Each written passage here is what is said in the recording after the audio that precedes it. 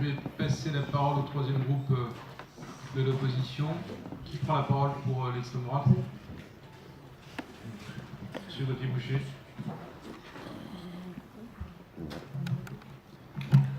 Oui, ce ne seront pas des propositions, puisque naturellement nous les formulerons à la fois par voie de communiqué de presse, et nous les préciserons le 30 juin prochain dans le cadre de la délibération cadre.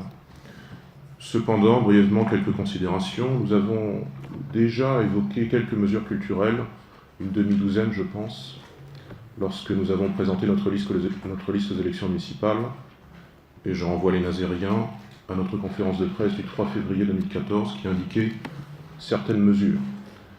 Et notamment ce que nous ne sommes pas, comme la caricature voudrait le croire, uniquement dans un rapport à la culture qui serait un rapport défensif, notamment vis-à-vis de l'art contemporain. Ça, c'est une caricature que vous faites régulièrement. Nous avons un principe de base qui est de rationaliser l'usage de l'argent public, et notamment l'octroi des subventions associatives. Nous considérons que vous accordez par facilité beaucoup d'argent, et parfois beaucoup trop d'argent, à des associations ou des structures qui n'en auraient pas forcément besoin ou qui font un mauvais usage de cet argent finalement, qui n'est pas au bénéfice des Nazériennes et des Nazériens qui ont besoin d'une culture populaire. Et M. Lumeau disait tout à l'heure quelque chose d'assez juste, c'est que les Nazériennes et les Nazériens voient dans la culture, dans le paysage culturel de leur ville, quelque chose de trop institutionnel.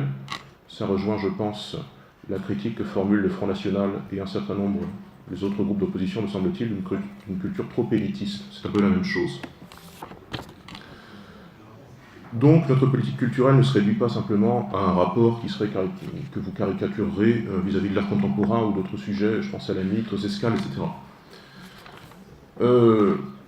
Et puis pour répondre de manière un peu périphérique à Madame Boutet-Caillé, nous explique que M. Macron aurait tel ou tel programme culturel, avec l'exemple des bibliothèques. Il est fâcheux qu'en février dernier, M. Macron nous ait appris que la culture française n'existait pas, puisqu'il ne l'avait jamais vue. Voilà. Et puis je me suis demandé, en écoutant M. Lumeau, j'ai noté le mot d'art plasticien que je ne connaissais pas. Je me demandais qu'est-ce que ça désignait en fait. Voilà. Bien.